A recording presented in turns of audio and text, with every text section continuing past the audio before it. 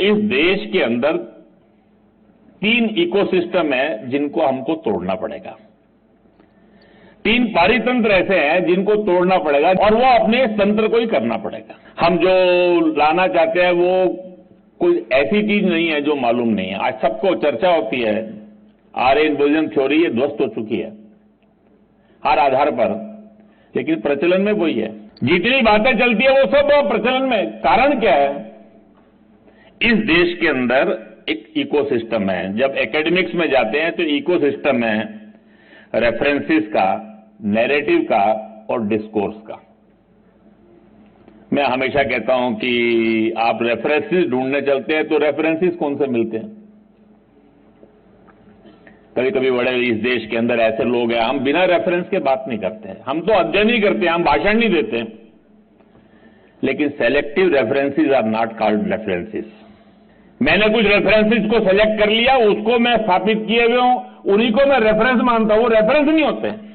वो selective references तक जाने की क्षमता नहीं है लोगों की। क्यों? वो जो रेफरेंसेस होते हैं, वो प्राइमरी डाटा है, वो ओरिजिनल रेफरेंसेस, वो संस्कृत में है, वो पाली में है, वो प्राकृत में है, वो शारदा में है, उनको जानने वाले लोग ही नहीं है।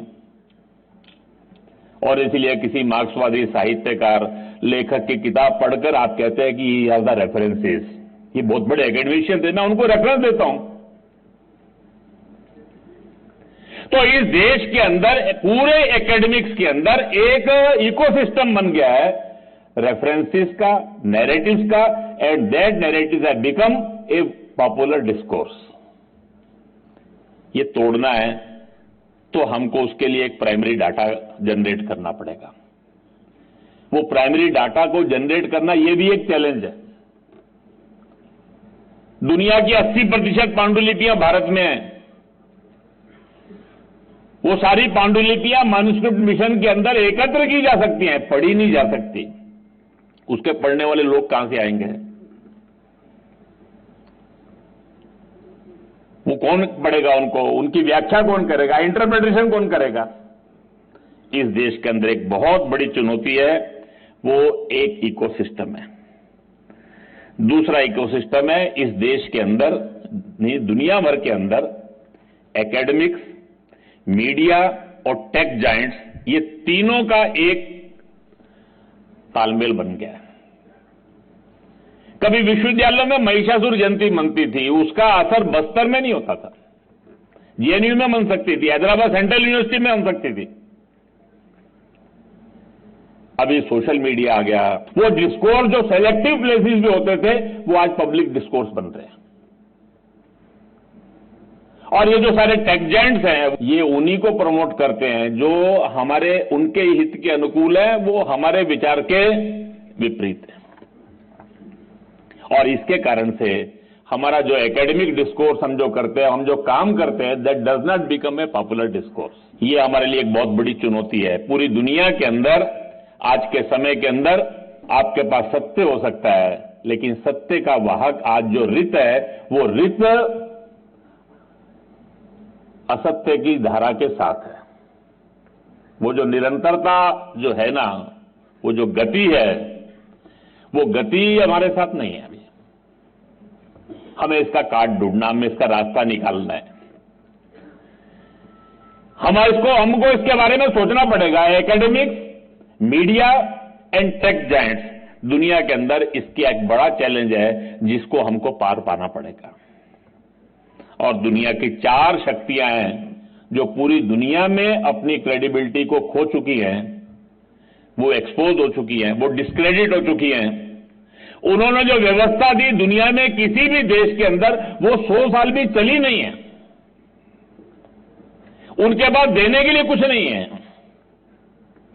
दुनिया में माओवाद आया, दुनिया में मार्क्सवाद आया, दुनिया के अंदर सो कॉल्ड वेलफेयर स्टेट के मॉडल आए, दुनिया के अंदर ये अंतर्राष्ट्रीय संस्थाओं के माध्यम से हमको जो उपदेश देना चाहते हैं, उनका जो नेतृत्व करने वाले सब लोग हैं, दुनिया के अंदर इवेंजलिस्ट है, इस्लामिस्ट हैं, दुनिया के अंदर जितनी शक्तियां हैं, जब जब जहां जहां वो प्रभावी हुए, उन्होंने दुनिया को केवल क्या दिया?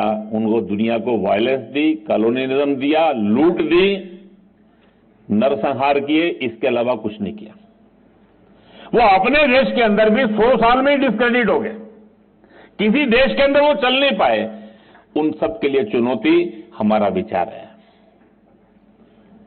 हमारे पास सत्ता की चौकट नहीं थी, उसके बाद भी सारी दुनिया हमारे को स्वीकार कर रही है। वो योग के पीछे जाना चाहती है, वो भारतीय जीवन पद्धति के पीछे जाना चाहती है, वो अध्यात्म को स्वीकार कर रही है, वो भारत के पर्यावरण के चिंतन को स्वीकार कर रही है। उनको ध्यान में आ गया है कि भारत का जो चिंतन है, यही सारी दुनिया में हमारे लिए एक चुनौती है और ये सारे लोग हमारा मुकाबला नहीं कर सकते। इसलिए सब एकत्र होकर, एक साथ होकर, उनका एक इकोसिस्टम बन गया है जो हर परिस्थिति में इस भारतीय हिंदू इस देश के अंदर जो उपजा चिंतन है, उस विमर्श को कैसे रोका जा सके। और इसलिए सारी दुनिया के अंदर काम करने वाले, चाहे इस्लामिस्ट हो, चाहे इवेंजलिस्ट हो, चाहे ग्लोबल कैपिटलिस्ट हो, चाहे कल्चरल मार्क्सिस्ट हो, इनका एक इकोसिस्टम बन गया है। ये सब एकत्र है। वो भारत में जमीन पे ताकत नहीं है तो एकेडमिक इंटेलेक्चुअल डिस्कोर्स में उनकी ताकत है। दुनिया के अंदर अंतर्राष्ट्रीय शिक्षा संस्थान या वहां के मीडिया संस्थान में उनकी ताकत है, वो उसका उपयोग वहां करते हैं, उसका अनुभव हम सबको आ रहा है। और इसीलिए इस देश के अंदर हम ये जो परिवर्तन लाना चाहते हैं, इस परिवर्तन लाने की जब इच्छा लेकर हम काम करना प्रारंभ कर रहे हैं, तो ये 3 चुनौतियों को हमको विजय प्राप्त करनी होगी। आने वाले 25 वर्षों के अंदर अकादमिक जगत की जो चुनौती है, जिसको मैंने कहा, they have created their own references, they have established their narratives have become popular discourse. समाज का वो एक आज स्वीकार्य एक विमर्श उनका बना हुआ है। जिनको हम मुकाबला करने जा रहे हैं, उनके पास एक ताकत है।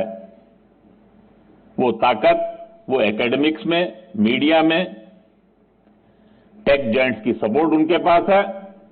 दुनिया की जो सब शक्तियां हैं, वो सारी के सारी शक्तियां, वो जो सारे ग्लोबल कैपिटलिस्ट फोर्सेज हैं, जो राष्ट्र भाव को, इस भारत के राष्ट्र के चेतना को एक दुनिया के लिए बड़ा खतरा मानते हैं। इसलिए कभी कभी उसको वो मेजोरिटेरियन, कभी कभी एंटी माइनॉरिटी, कभी कभी वो और एंटी प्लूरलिज्म, तरह तरह के वो विशेषणों से करके हमारे ही मन के अंदर भ्रम पैदा करने का प्रयास करते हैं। ये सारी की सारी शक्तियां मिलकर इनकी चुनौती को हमको पार करना है और इस सारे के लिए हम सब लोगों को अपनी सिद्धता बढ़ानी होगी।